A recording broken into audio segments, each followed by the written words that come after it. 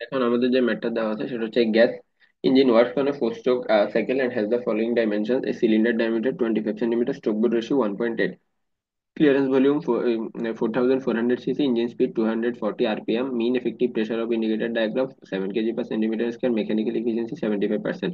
বের করতে বলছে কি আইএসপি, বিএইচপি, কম্প্রেশন রেশিও আর হচ্ছে কি সুইপ ভলিউম। তো আমাদের যে ভ্যালুগুলো দেওয়া আছে, ডি দেওয়া আছে কত 25 সেন্টিমিটার, আইএসপি বিএইচপি বের করার জন্য কি এটা সেন্টিমিটারেই থাকবে। আর স্ট্রোক বোর রেশিও অর্থাৎ এল বাই ডি দেওয়া আছে কত 1.8।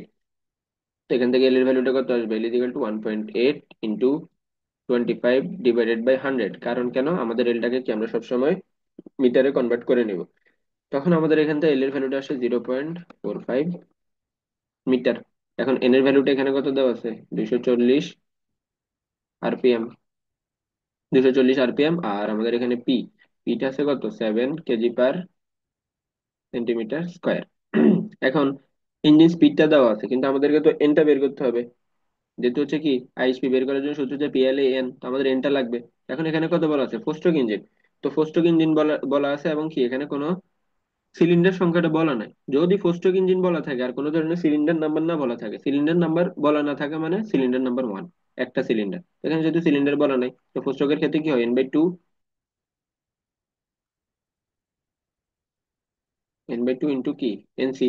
এন এর ভ্যালুটা কত দেওয়া আছে, 240 ডিভাইড বাই 2, আর এনসির ভ্যালু হচ্ছে ওয়ান। তাহলে এটা আসবে কত, 120 পার মিনিট।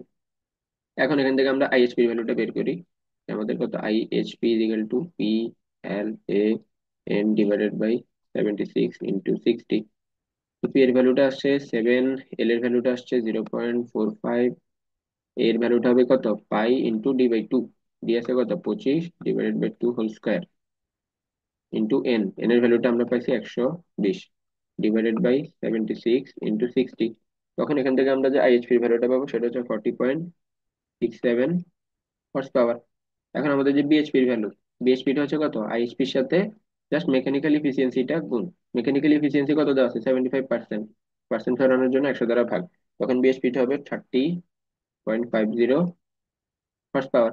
এখন আমাদের বলছে কম্প্রেশন রেশিও বের করতে। তো কম্প্রেশন রেশিও বের করার জন্য আমাদের দেওয়া আছে কি ক্লিয়ারেন্স ভলিউম অর্থাৎ ভিসিটা দেওয়া আছে। আর এখন কম্প্রেশন রেশিও বের করার জন্য আমার হচ্ছে কি টোটাল ভলিউমটা লাগবে। টোটাল ভলিউমকে কি আমরা ক্লিয়ারেন্স ভলিউম দ্বারা ভাগ করবো। এখন টোটাল ভলিউমের জন্য আমার দুটো ভলিউম লাগে, ক্লিয়ারেন্স ভলিউম আর কি সুইফট ভলিউম। এই জন্য আগে কি আমরা সুইফট ভলিউমটা বের করে নিব। তো সুইফট ভলিউমটা হচ্ছে ভিএস। তো ভিএস বা সুইফট ভলিউম বের করার সূত্র হচ্ছে এ ইন্টু এল।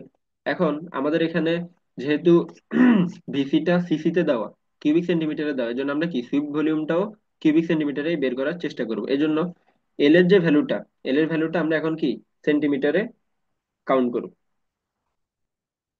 এল এর ভ্যালুটা সেন্টিমিটারে কাউন্ট করব, তাহলে হচ্ছে কি আমাদের হিসাবটা করতে সুবিধা হবে। তো আমাদের এ হচ্ছে কি পাই ইন্টু ডি বাই 2। তো আমাদের ডি কত ছিল, ডি ছিল এখানে 25। তাহলে 25/2 হোল স্কোয়ার ইন্টু যে আমাদের এ, এটা এটা এখন আমরা কি সেন্টিমিটারে কাউন্ট করবো। তো এখানে আছে কত, 0.45 মিটার। তো 1 মিটার সমান হচ্ছে কত, আবার 100 সেন্টিমিটার, এই জন্য 100 দ্বারা গুণ করে দিছি, যাতে আমাদের কি ভিএস বা সুইট ভলিউমের ভ্যালুটা সিসি তে চলে আসে। তাহলে ভ্যালুটা আসবে 22078.125 সিসি। এখন আমার কাছে ভিএস আছে আর কি ভিসি আছে, তাহলে আমি ভিটিটা বের করতে পারবো। ভিটিটা হচ্ছে আমার কি টোটাল ভলিউম। টোটাল ভলিউম হচ্ছে ভিএস অর্থাৎ sweep volume plus VC clearance volume. তো আমার সুইপ ভলিউমটা পাইছি কত, 22078.125, প্লাস আমার ক্লিয়ারেন্স ভলিউমটা দেওয়া আছে কত 4400। তখন এই দুইটা যদি আমরা যোগ করি তখন পাই কত, 26478.125 সিসি। এখন আমাকে বলছে কি কম্প্রেশন রেশিওটা বের করতে হবে। কম্প্রেশন রেশিও, আমরা ধরলাম compression ratio CR. Compression ratio সূত্র হচ্ছে ভিটি ডিভাইড বাই ভিসি। আমার ভিটির ভ্যালুটা কত, 26478.125, আর আমার যে ভিসিটা দেওয়া আছে কত, 4400। তো এটাকে আমরা যদি ভাগ করি তখন আমরা পাবো কত, 6.01 অনুপাত 1। যেহেতু কম্প্রেশন রেশিওটা বের করতে বলছে, এর জন্য কি সেটা সবসময় কি অনুপাত আকারে লিখতে হবে। এটা হচ্ছে আমাদের কি compression ratio, volume, BHP and আইএইচপি।